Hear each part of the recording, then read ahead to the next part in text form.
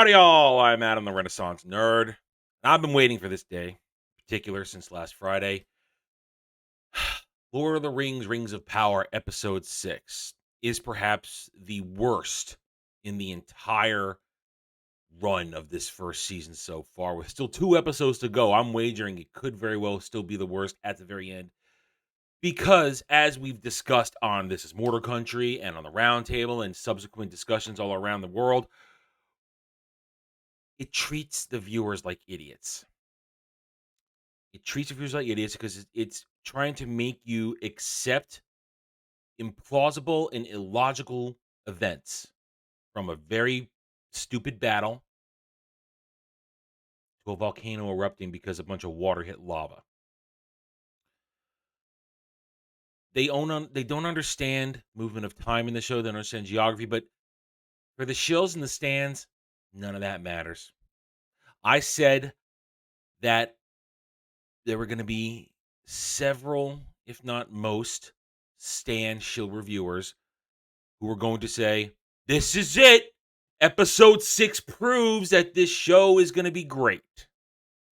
You all you doubters, now you know your place. You were wrong. It's fantastic. And I found my first one.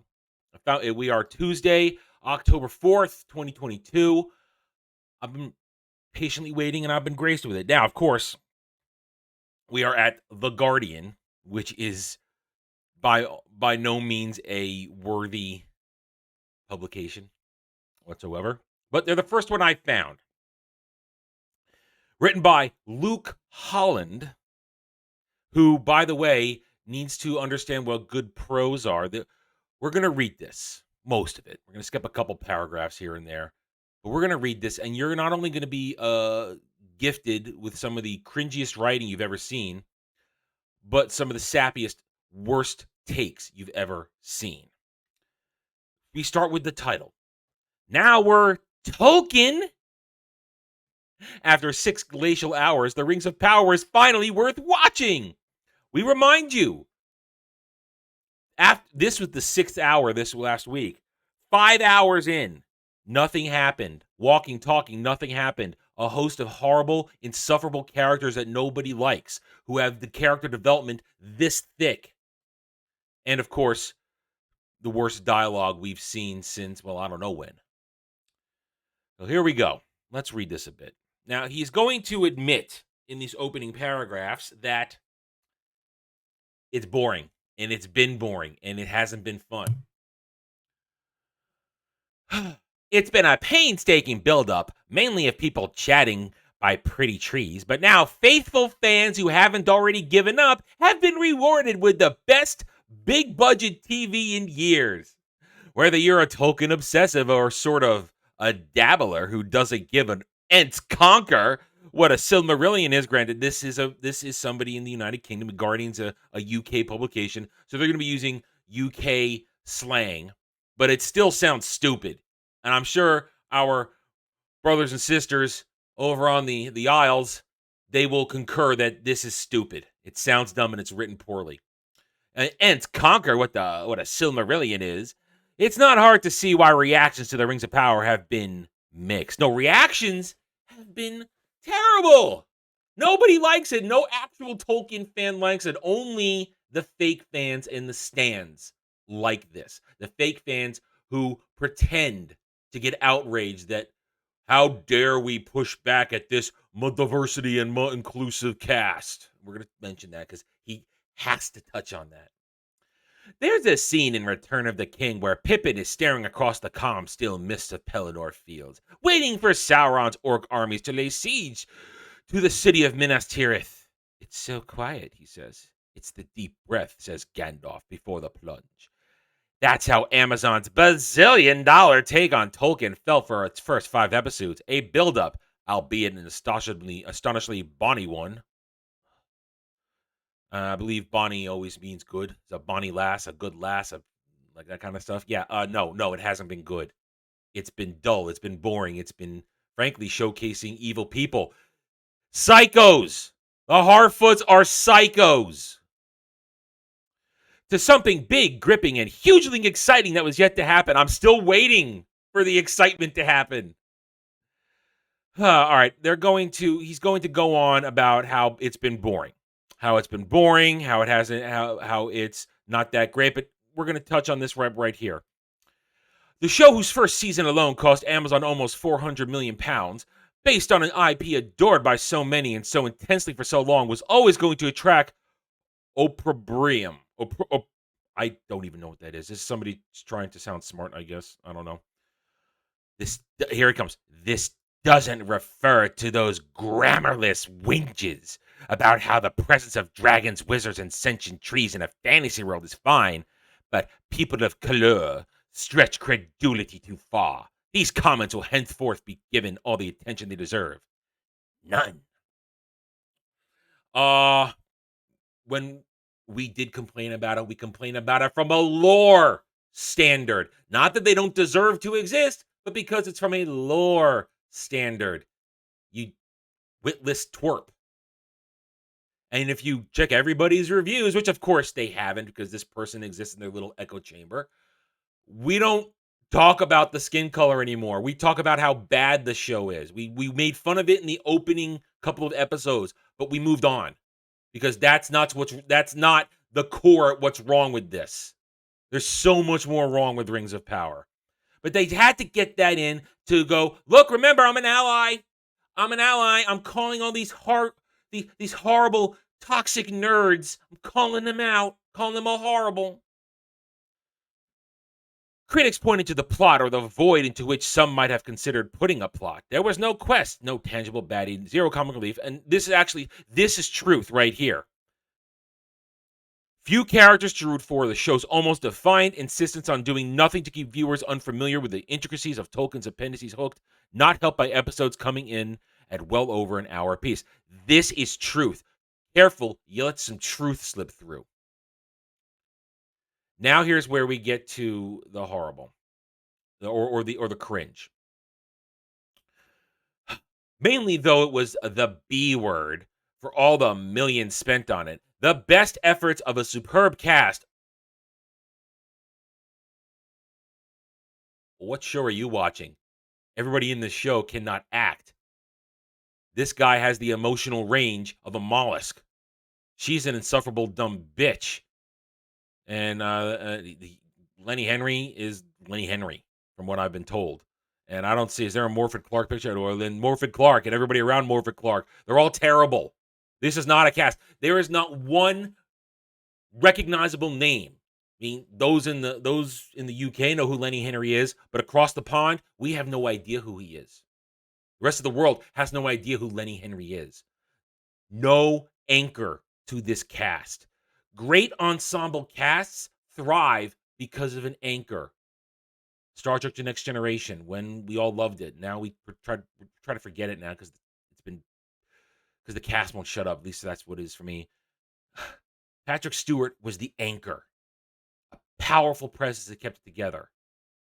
For all the years it was good. NCIS. Mark Harmon. Sorry, I had to pause it. Mark Harmon. Anchor to that cast.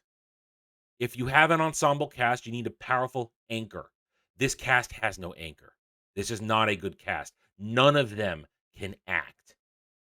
And most of them are, frankly, stupid. With all the mouthing off they did before the show even premiered.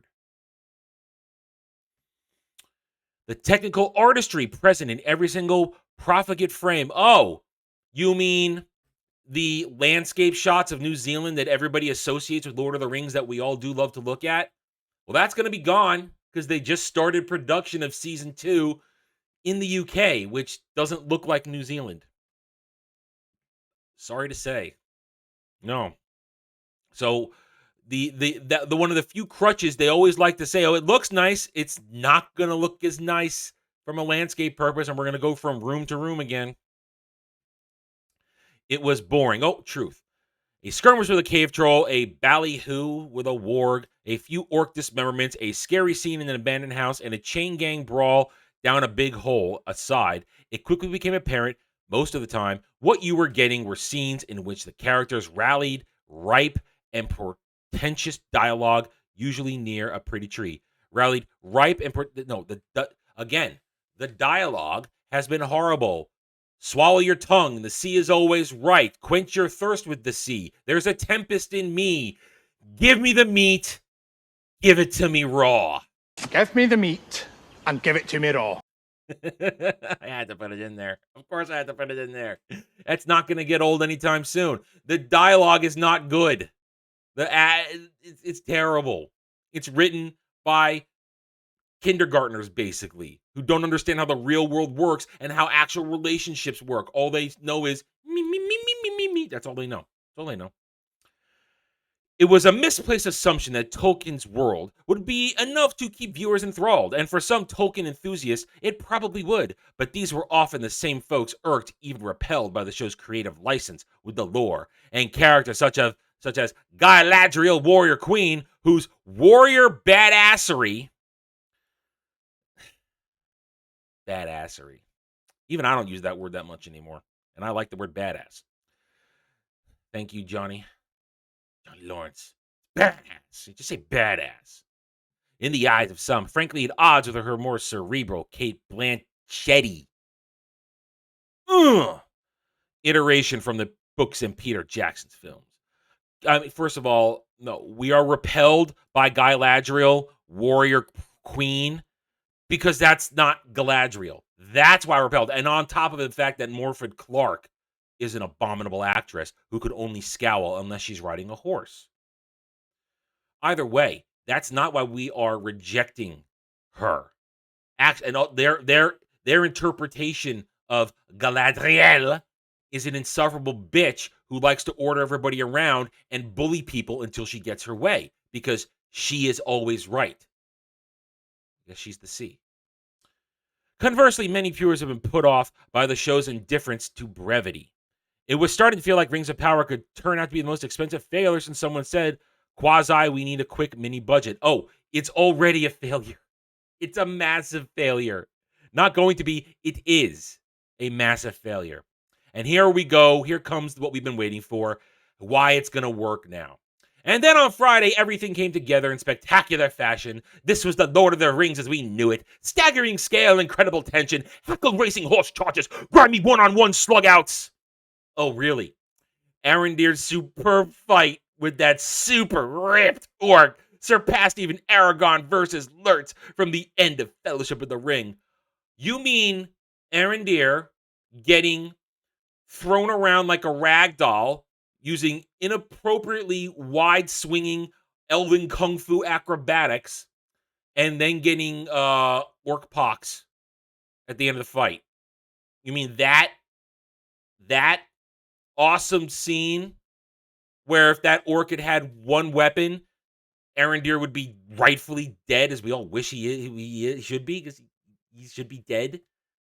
And then, of course, and you notice he doesn't mention the fact that this awesome fight ends with Bronwyn stabbing the orc through the neck from behind. Arondir doesn't even win the fight. Aragorn won his fight in badass fashion.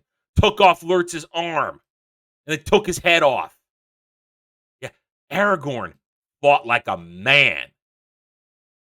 Arondir got thrown around like a little bitch and then had his baby mama save him.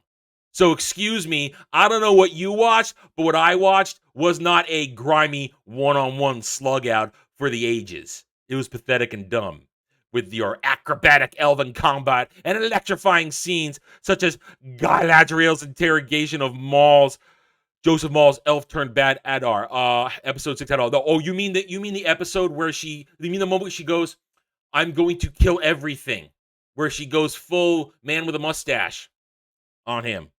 I'm going to commit genocide. Now, granted, orcs all should be killed and gutted, but if she's our good guy, she's our good guy. Galadriel's our good guy, and if we believe the woke SJW media, I thought orcs were a representation of black people, and Tolkien was racist by making orcs black people. So for our heroine to saying she's ready to wipe them all out from existence, you forget your own narrative, Mr. Holland. You forget your no. It is Holland, right? Oh, I said that. Yeah, Holland. You forget your own narrative, Mr. Holland. Oh, you forgot it. Oh, it's okay. We know you have the mental capacity of an amoeba. Either way, so no, that interrogation was pathetic and sad anyway, as everybody's referring to. And I'd never heard this term because I am not familiar with cinematography terminology. The whole Dutch angle thing, apparently everybody's mocking that. It was sensational telly. Some of the best of the year so far. The romance between Arendelle and Bronwyn's finally interesting. What romance? They swapped tongue spittle next to a tree from far away. We didn't even get a close-up of it. We had to zoom out while they played tonsil hockey. And then that was it? He had her touch some wood? Yes. Yes. I'm sorry, their romance is about as interesting as a couple Beatles getting it on. No one wants to look at it because it's boring and they're not interesting characters. And dancing around the fact that Theo's their half-breed son. Notice he's the only one whose ears are covered by hair. Because they can't show his one of his ears maybe being pointed. Knife ears. Theo's secrecy about hoarding evil relics was much less annoying. The family drama between Isildur and Elendil mattered. Oh, you mean the manufactured daddy issues that they trickled in there a couple episodes ago that you didn't need, and then to hug it out over talking about horses. You mean that? You mean that mattered? No, it didn't. Here was an episode that Tolkien fans and casuals could finally enjoy equally, which made the groundwork of the show at painstakingly, some might say interminably, laid for 6 hours feel worth it, bringing with it true and meaningful stakes that any story involving characters you know survive for another 2,000 years is in danger of lacking. What stakes?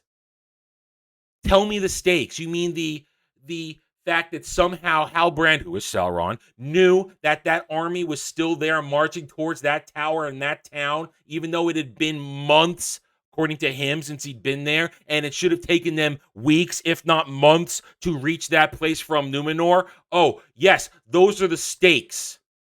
Those are stakes. Oh, you mean suddenly Mount Doom is born incorrectly, because Melkor did it first in the first age, from water hitting a pool of magma, which had an open vent to the sky so that the actual gases that one would think would build up and cause an eruption couldn't possibly build? Oh no, I'm sorry, you're full of shit.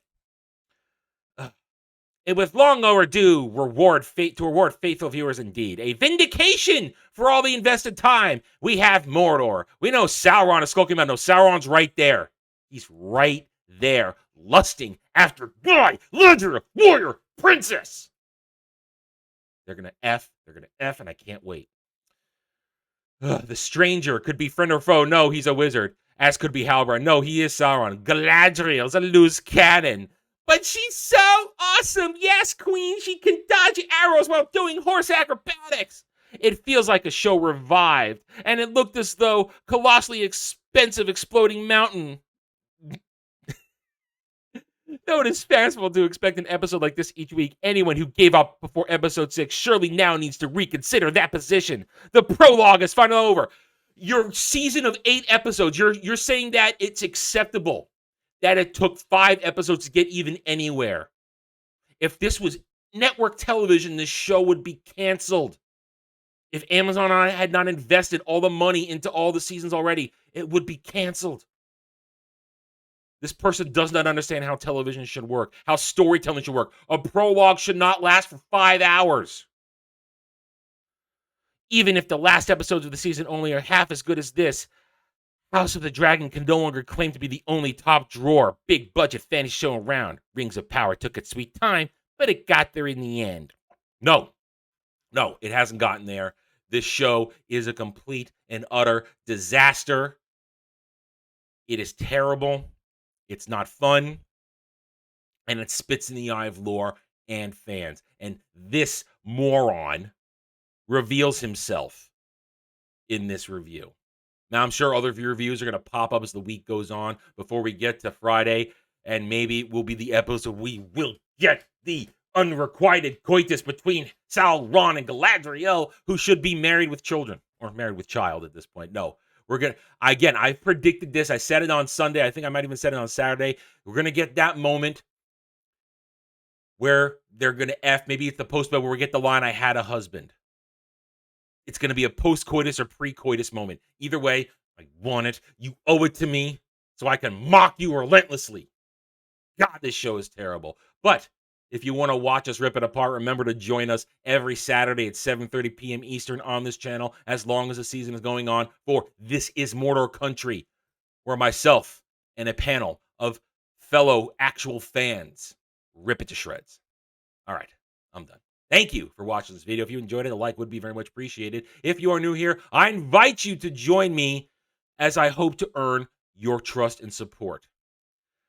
At the same time, hit that notification button. Share my video if you like what I'm preaching, and by all means, leave a comment. I'd love to hear from you real folks. Don't care what the stands or the SJWs have to say, because 201, they are whiny cowards behind keyboards, and I cannot wait for this video to trigger them. Thank you again for watching this video. Take it easy.